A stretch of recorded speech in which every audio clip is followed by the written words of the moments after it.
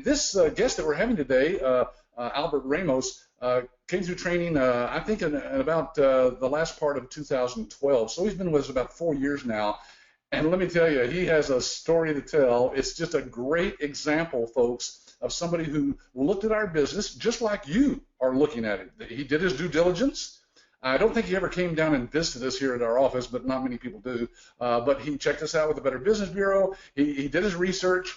Him and his wife decided this is what we want to do, and they came down to that 1 week training. And I remember he was pretty skeptical during the whole week because he just didn't know whether this was real or not, or whether he could actually do it or not.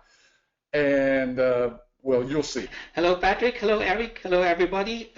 It's always a pleasure to be in one of these webinars. It certainly brings back fond memories of the days when I myself were viewing these, trying to convince myself to finally sign up.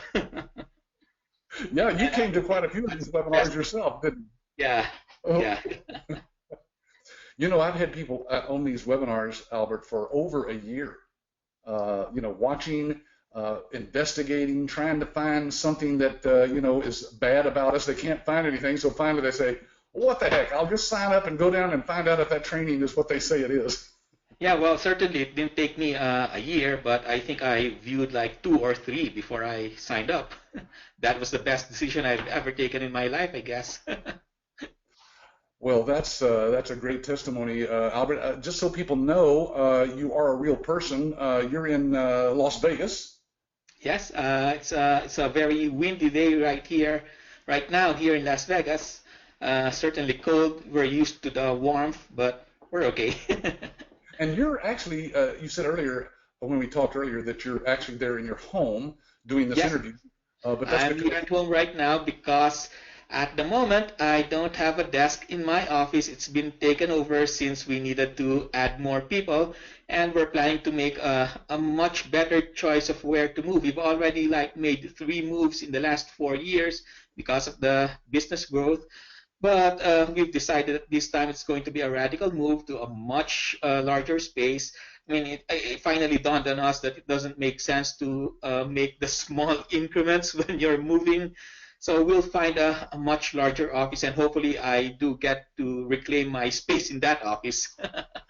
Now, let me clarify for people that actually the majority of our licensees never grow to the point where they actually get a commercial office space. That's because they don't have as many clients as you do. Many of our licensees, I would say our average, Albert, is probably only a handful of doctors, because for most people they can make a fairly decent income just with, you know, 5 or 6 doctors. So they don't go as big as you have, but you've got actually people working for you now, right?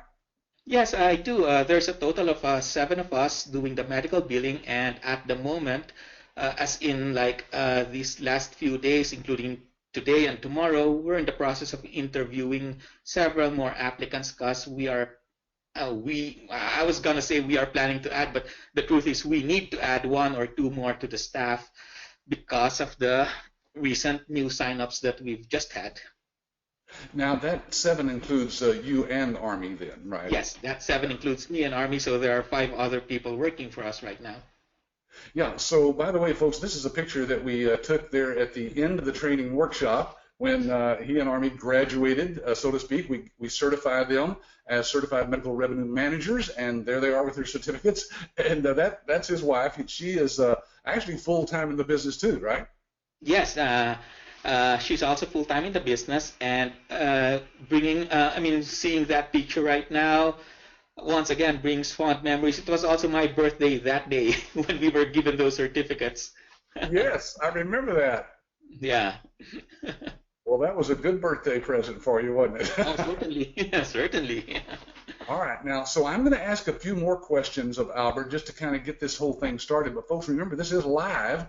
And so those of you who are on the webinar today, we've got, we had about 100 people signed up. There's only, I don't know, maybe 40 or so.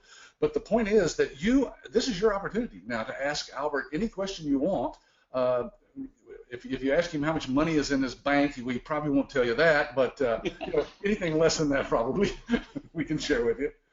So look for the question box here, folks, on this GoTrue webinar control panel that's somewhere on your computer. If you're watching and listening to me right now, it's on there. You might have to click around on your computer down at the bottom, open some windows up. It's probably gotten hidden somewhere there, but there should be a little question box, and you can just type the question in. I'll take those as they come in. I'll read them out to Albert here, and we'll just let him tell us what you want to know about this business. So, Albert, let's talk about, I guess the first thing we just want to know is where you're at right now. Give us a feel for how big you've grown. Yeah, okay. So the last time you featured me in a webinar was like 11 months ago, and at that time I could remember we had 10 clients, and it was already so nice to hear about somebody somebody billing for 10 medical practices. Well, 11 months later, we're talking right now, 2016 was very, very, very good for our business, and we are currently submitting claims for 18 practices, and just this morning, iClaim sent me the introductory packet for the 19th client that we were able to sign up, and we are in the process of setting up 2 more practices. So really, I mean, even I myself am amazed at the pace of the growth of this business, and I can only be thankful for that. Yeah, 19. So yeah, it was less than a year ago, I think, that we did the interview, and so you had 10 at the time. Now you got 19. That's, yeah, you've almost doubled your business there in 1 year. Yeah, what really worked for us is truly word of mouth.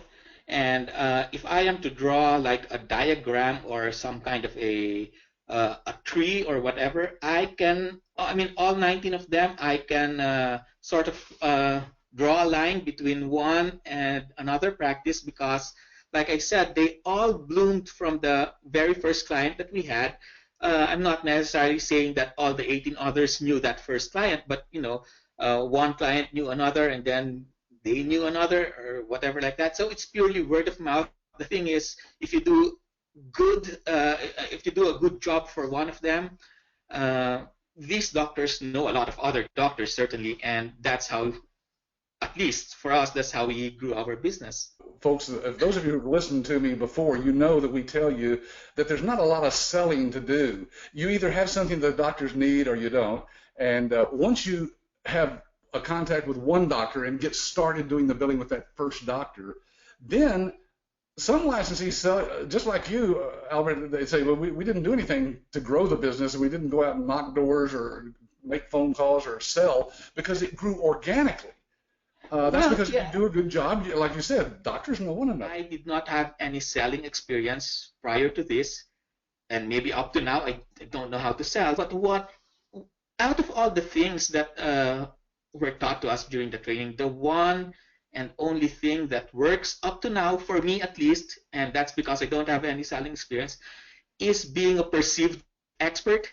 I can still recall how Bonnie and Cynthia and Turney kept emphasizing to us that it would be a good thing to be a perceived expert. So what I did after I went home from the training was I signed up for a LinkedIn account, actually. Cynthia taught us that. Yeah. So Cynthia told us that it's important for you as a businessman or as a professional to have a LinkedIn account. I didn't have any LinkedIn account at that time. Didn't even know what it was. But the moment I got home, I opened up an account, and then I saw through LinkedIn that there were like groups that you can join. So I looked for revenue cycle groups, billing groups, coding groups, and things like that. So I just signed up. I just clicked join. I didn't even know what I was doing. But then a few days later, the next few days, what I found out is that if you join a group, there's like a daily digest of that group going into your email. And when I click on each of those emails, there's like several discussions going on, and I would just click on the ones that interest me or anything having to do with billing and coding. And then you get to read some kind of current news about the industry. And I just read the first 1 or 2 paragraphs. I don't need to read all of those articles. Who has the time for that? But it certainly gives you an idea of what's going on. So, I was not even aware that I would be making full use of this. I just wanted to get some insight on what's going on.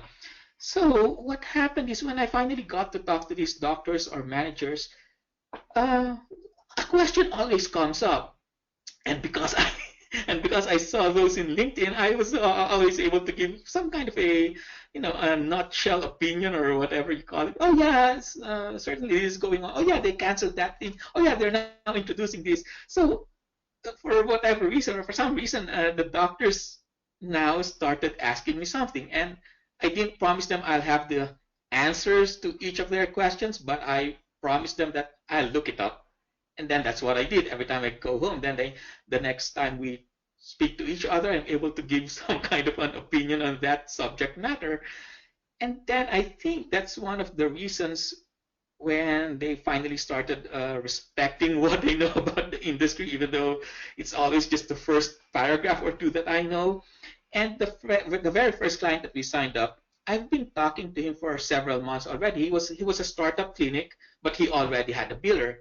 I mean, all medical practices already have some kind of a biller, whether it's an in-house biller or whether they're outsourcing it to somebody, or maybe it's the doctor's wife or the doctor's husband doing it at home or whatever.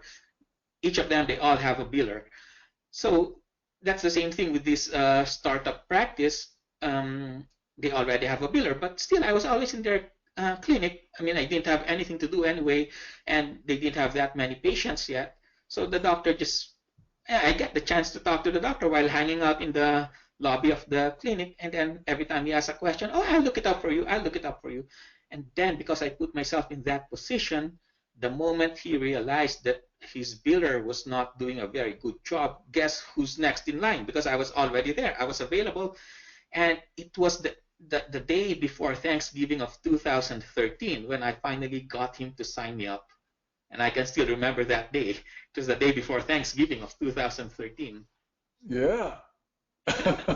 Well, that's one of the questions we had here from Richard was, how long did it take you to get your first client? Were you doing this full time at the time, Albert, or were you doing something else? No, I was not. I was actually working as a document analyst in a pain management clinic here in Las Vegas when I signed up for this.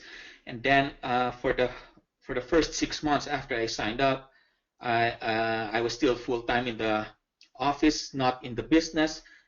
Then after, oh no, I think it was after 3 or 4 months when I started cutting my hours. So I decided I would devote my time in my business from 3 o'clock onwards, and that's when I began knocking on doors. And then nothing was happening. I said, okay, I'll cut some days from the job that I had. So I decided to take Mondays and Fridays off, which was kind of a bad decision because it was only then that I realized that I don't know the reason why, but Fridays a lot of clinics are closed here in Las Vegas. So the doctor was always not there. I mean, the staff was there, but what's the point if the doctor was not there? Then maybe 8 months into the business, I said, okay, I need to devote a lot of time. Otherwise, I'm just wasting the thousands of dollars that I spent. And that's when I spent my whole working hours devoted to the business. And that's, after that, I don't know if that's the reason why I finally signed up my first client, but that's what happened. Yeah, and it takes people different time. We do have people who leave the training and get a client within the first month. We had a lady I interviewed a couple months ago. In the first month, she had 3 doctors sign up. But it just depends on the individual and the method that they're using. We give about a dozen different ways to market, and some of them fit your personality, and some of them don't.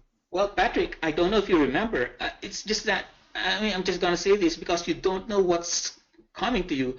I don't know if you remember, but one of my batchmates in the training, they were like 2 guys who were business partners. Remember how we have lunch breaks, right? And in the lobby of the hotel where we were having the training, they managed to talk to somebody in the next seat who was a medical practice who was looking for a medical biller. And that was during the training. So can you imagine that? They were still training and they... Wow. I mean, flabbergasting. Yeah. So folks, those of you who are wondering, sometimes if somebody has a full-time job like Albert did, of course, it's going to take longer. Those people who can go out there and maybe they don't have any job at that time, and this is full-time for them, they're the ones that can devote the time, and maybe they have their first client in 30, 60, 90 days or whatever. So just different people are different. That's what it boils down to. Okay, so Albert, let's see. To answer the question here from, let's see, I think this is Ian. Ian. How do you get customers? Most of yours then, after the first one, have just come from word of mouth, right? Referrals? Right. The second one, I think, came like 3 months later, 2 or 3 months later, and then a month later, that's when we got the third one. And then they started coming in every few months, sometimes 2 at a time. And there was even one day, December 31st of 2014. That one day, we signed up 3 clients. That's why I remember those days. It was the day before. I mean, it was New Year's Eve, and 3 of them. I mean, 3 in one day. I mean, I can't wish for anything better than that. I guess you would remember that day for sure.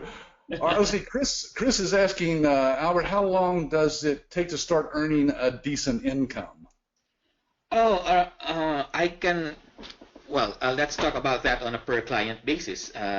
It all depends. If the client that you signed up is already an ongoing business, then, I mean, right there and then, the moment you submit something, you can already sort of calculate how much you charge the insurance companies for that day, and you can already count your percentage. Of course, you won't get to invoice the practice until a month later. So it really depends on the size of the practice that you bill for.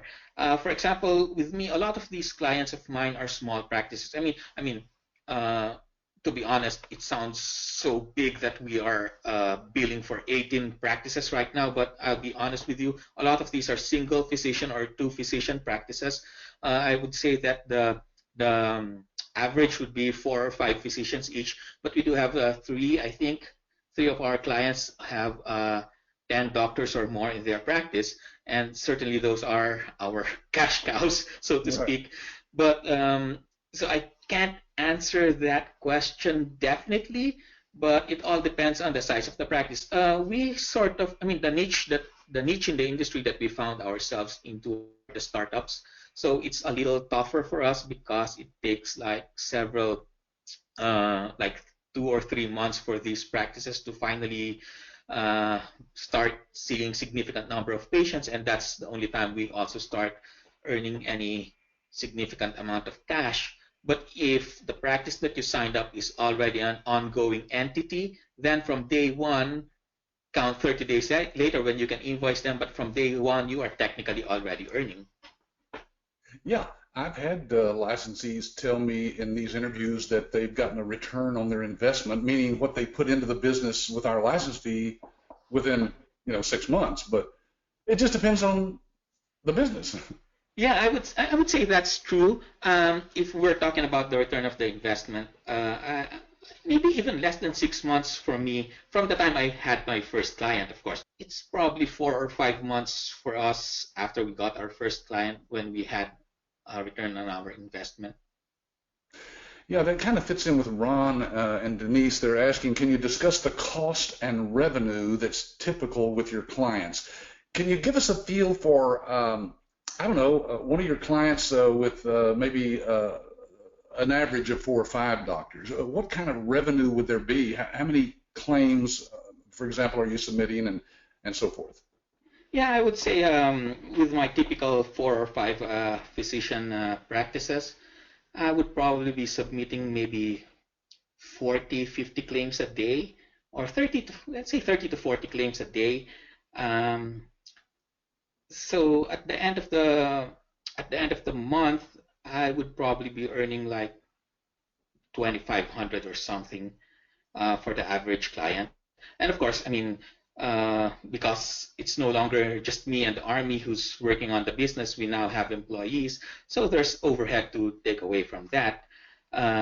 We also have an office, but if you only have like 1 or 2 or 3 or 4 clients, you can still run your business from the house if you don't need any more employees. I mean, with 4 practices, you can certainly do that yourself. That's not a problem. Yeah, I've got licensees who do have a dozen clients, but they still just run this out of their home. They decided they don't want to expand into some sort of office, and some of them have expanded into an office because they have, 4 or 5 kids, and they'd like to get out of the house and get to an office. So. Well, I took a different path. I'm not suggesting you do it, but I actually like leased an office day one. So I don't know why. I just wanted to have the feel of a business, you know. Right. Yeah. Uh, I'm not certainly advising you to do that, but that's what I did. So Sure. Now you and Army are full time in this right now, so I'm assuming that you're making enough income to make it worth your while as far as replacing your income with a job, a regular job.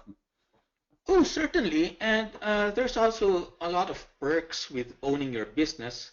To begin with, let's say you really need to have an office, then because you own your business, you have the luxury of choosing where your office will be. So my office is just a few minutes down the road from my house without having to go through the freeways or whatever.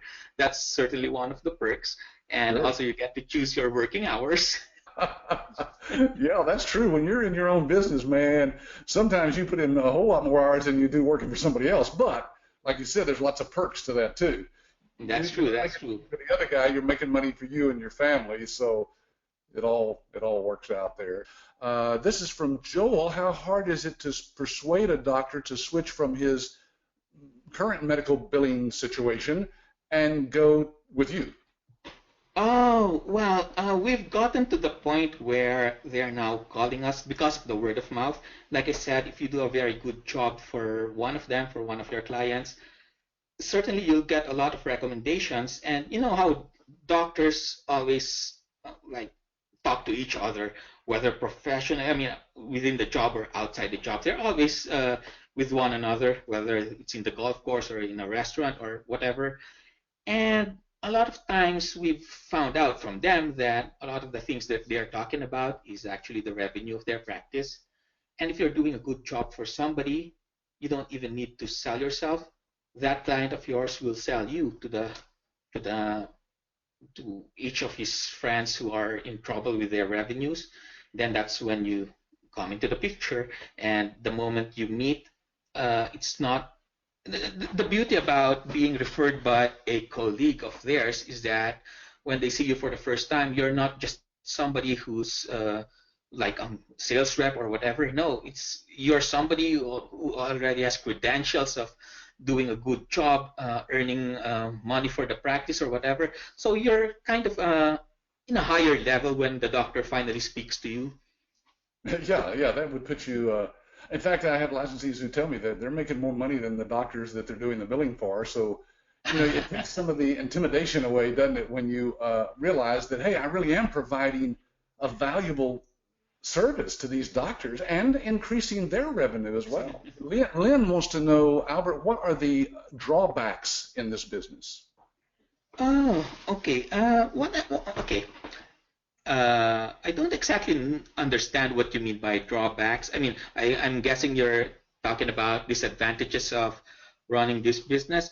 I could only speak for myself. I mean, I don't know what are the disadvantages for the other I mean, medical billing business owners out there, but I can tell you certainly what are the drawbacks for me. Uh, it has to do with the kind of service that you're willing to do for them. Um, like I said, I kind of specialized in the startups. So a lot of times, these doctors are still in need of answers to a lot of questions that do not have anything to do with medical billing. And because, like I told you, I keep promising them that I may not know the answer to your question, but I promise you I'll look it up for you.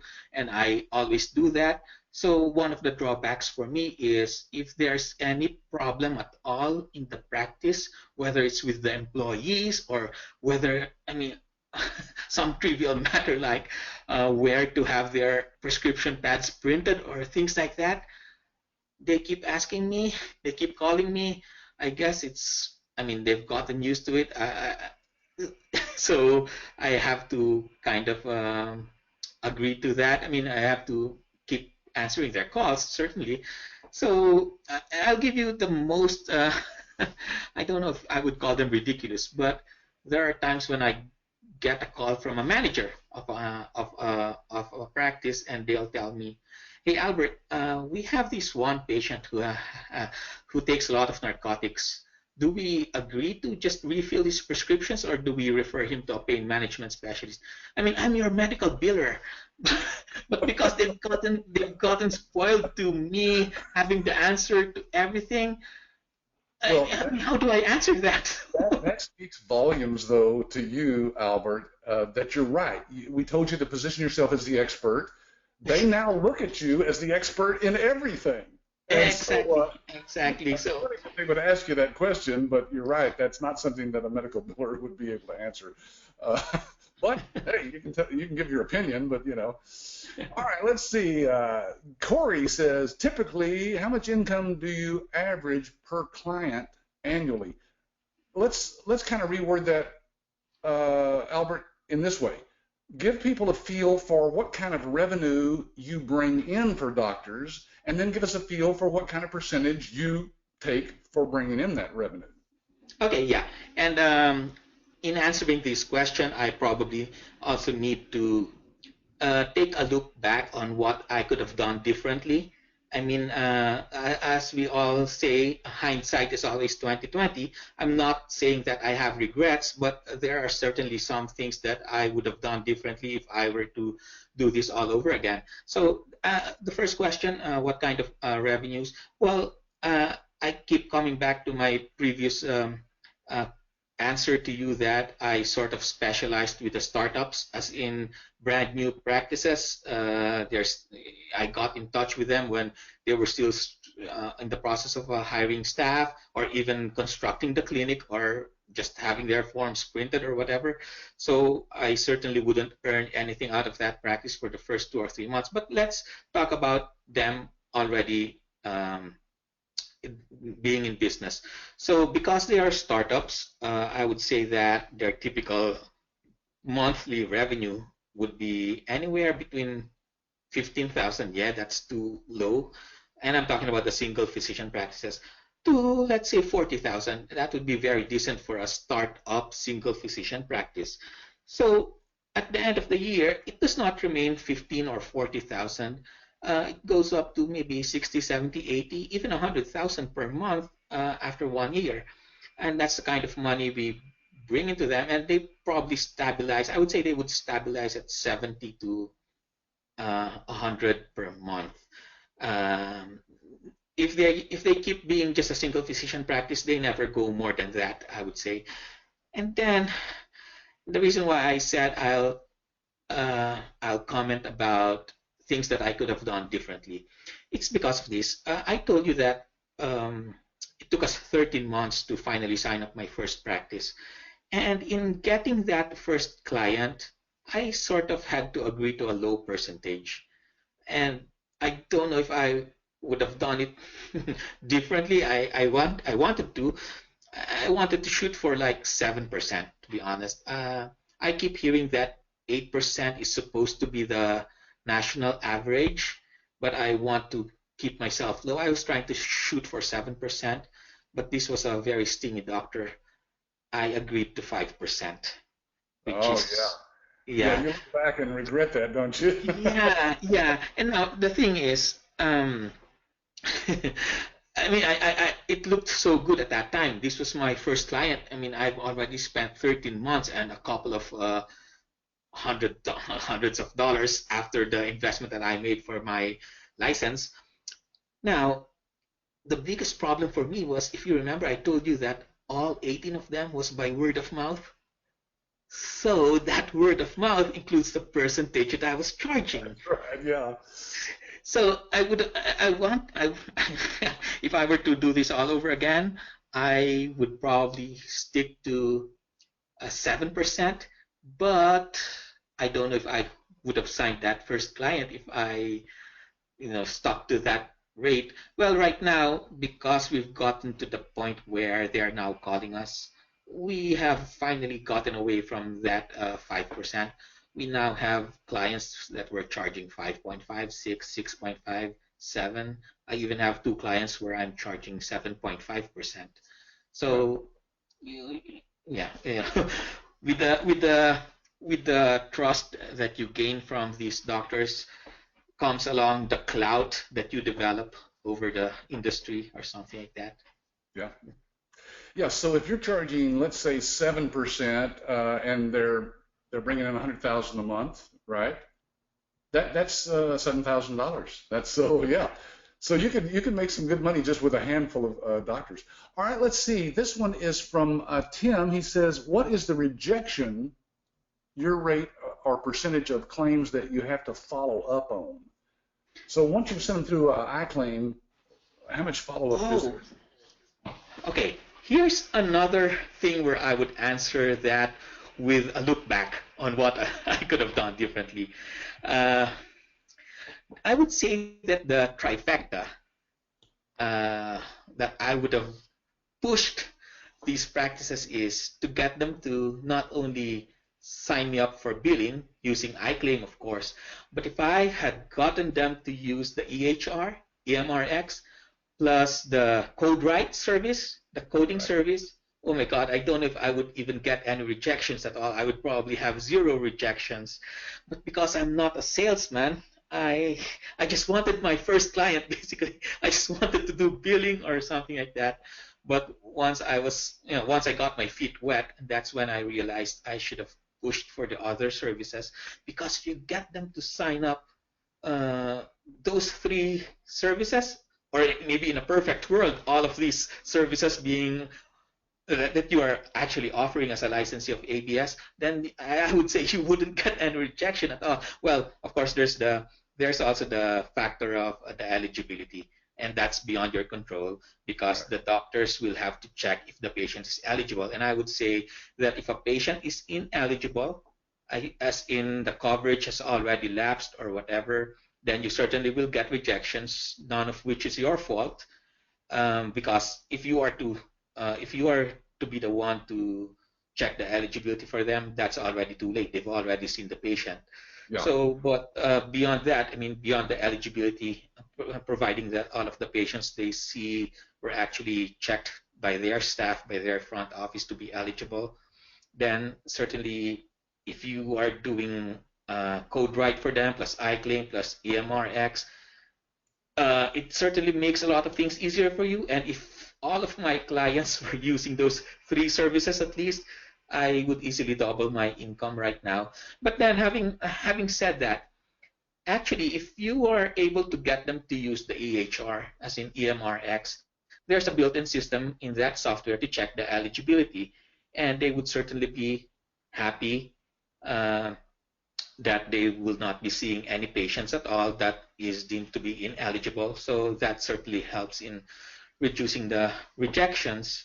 But once again, I just didn't have the skills on how to sell the EHR. I mean, it's not that I did not try, it's just that perhaps I was not courageous enough to keep on pushing this. To be honest, I got satisfied with the billing. I decided to make it my bread and butter, and later on, I decided to. I mean, it takes a lot of time taking care of 18 clients that you don't even have any more time to sort of push the other products. I certainly would. I mean, I guess it's not too late for me to do that, but maybe I'll find the time to do that. Yeah. Well, sure. It's never too late. Tim says, how hard is it to actually onboard a doctor and train everybody? In other words, he's talking about the implementation. Once you've signed up a doctor, how do you get that doctor and his staff, up to speed? Well, it's yeah. I mean, as far as training them to use the software, that's going to be easy on you because there are like training people with the software. You're not going to be the one to train them. So take Right. that off the list of your problems. iClaim has staff who will train them. They will certainly train you too. On the practice management side, that's the billing side, but they also have people who will train the practice on the EHR side. So take that off the list of your problems. Um, as far as the getting them on the go right away. So it all probably depends on the kind of staff that they have. That's beyond your control. If they religiously or conscientiously attend to the schedule that they've set up for the training, then they would be up and running right away. Good for you. But if not, it's actually not your fault if they don't. I mean, if they skip the training or whatever and they have to reschedule, so it's not, you know, it's not Yeah. something you can control. Right. And Tim, so basically what Albert's saying is that, that's our job as iClaim EMRX. We take that under our wing, so to speak, and we train the doctor and set them up on a training schedule. So that's not, it's not in your hands. Yeah, so it's not hard on your side other than just coordinating between your doctor and us and letting us handle that. The EMR, this is Greg. How much interest do you see in the electronic medical records component, our EMRX? I know a few years ago it was all the rage. How about now? Yeah, last year when I was being interviewed, that was also my answer, that it was all the rage a few years ago, certainly 2011, 12, maybe 13, because of the meaningful use incentives being given by Medicare to these practices to jump into an electronic medical record system. And I always felt that I kind of missed the boat on that one, but I was so wrong, because I'm now finding out that because most of them jumped into some kind of EHR. I'm not talking about EMRX itself. So there certainly are a lot of different brands out there, and they're using it now because they availed of the meaningful use incentives. Now that they have gotten used to an EHR over paper records, you can actually use that as a selling point for EHR, for EMRX, because trust me, if you can just set a demo for them, it even amazes. I'm not using the EHR, I'm using the practice management side, but every time I attend a demo together with the doctor, even I myself am amazed on how intuitive it is and how easy it is to use. You're not the one who's gonna be doing the demo anyway. You just need to coordinate with iClaim for them to set up the demo. You can watch the demo yourself, and you can use that. I mean, it's a blessing that these doctors have now experienced using some other kind of EHR, because if they were on paper and then you sort of set up a demo for EMRX, it sounds like it's just another stuff for us to learn or whatever. But now that I just realized this sometime last year, that now that they have experience using other brands of electronic health record systems, that's actually a blessing for you.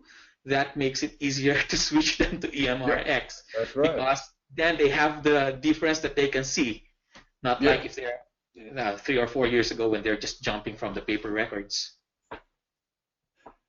Yes, and let me kind of emphasize what Albert just touched on there when he mentioned the demos. Folks, we actually, ABS, we do the demos for the doctor. We'll show them the EMRX system live using technology similar to what we're using here today, and we're actually doing the demo for the doctor.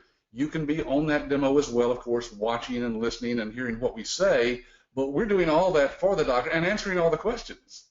And so we're doing everything but closing the sale for you, basically, and so you don't have to worry about the technical aspects of it. You just tell them, look, I'll get with my technical people and we'll set up a demo. Well, that's us. You're using us as your back office technical folks there.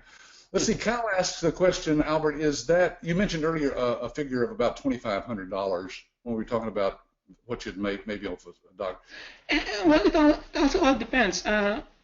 If those 4 or 5 doctors are all full-time in the office and it's a kind of big office, I would say it would be significantly greater than that. But if those 4 or 5 are just part-time physicians, so basically they're acting like a single physician practice, so that would be significantly lower than the 2,500. And I wouldn't actually count the revenue by the number of doctors because of those factors. I would count the revenue on the number of patients that the practice sees. Yeah, and by the way, I'm showing here our website because another question was, how much can I expect to make each month if I have 4 or 5 doctors? Cal, you can go to our website here under Income Potential. We have a calculator right here, the Medical Billing Income Calculator, and you can put in the number of doctors, the average number of patients they see, how many days a week they work, and then what percentage you're going to charge them, and the average for each one of those visits, and just calculate that and submit that, and you'll see, you can do your own calculations on that, basically. Okay, let's see. Greg is asking, how does ABS differ compared to other billing services? Now, I guess maybe you could address that if you know what your competition is out there, Albert. But Well, I would well, say that uh, the fact that well, we have uh, our own built-in clearinghouse probably is a big advantage. yeah, certainly. And he was talking about, I mean, the question was between ABS and other billing services. Are you talking about between ABS and another software, or are you talking about you versus another biller? So I kind of have to Yeah. distinguish between that. Um, so I certainly haven't worked with any other company aside from ABS since I started billing, but the biggest shocker for me after I signed up that client was, okay, I have this signature. What now? What do I do next? And Right. that's the time I started calling ABS, the technical support. That team was certainly very, very, very awesome because once I got that signature, I didn't know what to do. So the following day, it was nighttime when I signed that up. The following morning was Thanksgiving. I had to wait till the next Monday before I was finally able to talk to somebody, and they certainly were able to guide me. Okay, here's what you do now. Here's what's next. Here's what's next. And then when I finally got the software set up, they also taught me there's a very intense training also. Aside from the training that you get for the business, there's also a training that you get for the software itself once you sign up. If I like what I did, I started a medical billing business from scratch without any experience at all in medical billing. If I did that on my own, I don't know what I would have done after I got my first signature. But because I had ABS ABS backing me up, that certainly for me made a lot of difference between if I was successful and gonna get more clients or if I'm just gonna lose my first client because what's next? I didn't know what Yeah, to do the day after. So that's right. Yeah, we tell people, of course you could start your own medical billing company without our assistance, I guess. Take a course at the local college or on the internet and so forth. But running the business and having the knowledge of what to do to get that client up and running, who do you call if you have questions? We take all responsibility here, and we are your lifetime support for all of your clients, no matter how long you've been with us. Uh, so that's and that is you'll appreciate that point certainly after when you get to the point where you have to hire your staff because right now we're hiring billers and they all have this degree in medical billing and coding from somewhere, but they don't know what to do. I mean, they know how to submit the claim. You only need to teach them the nuances of the software, but they actually don't have the answers to everything. I mean, they're kind of mechanical. They know what to do. On that aspect, they probably know more than you do. But as far as running the business is concerned, as far as getting clients are concerned, there's a there's a reason why they are not owning their own business, even though they had these degrees in medical billing and coding. So yeah. ABS certainly would be a help on that aspect.